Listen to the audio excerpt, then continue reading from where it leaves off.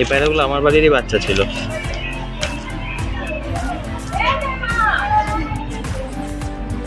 দেখো বন্ধুরা, এই পায়রাগুলো আমারই ছিল, তো আমি বাইরে যাওয়ার আগে আমার বন্ধুকে দিয়ে গিয়েছি।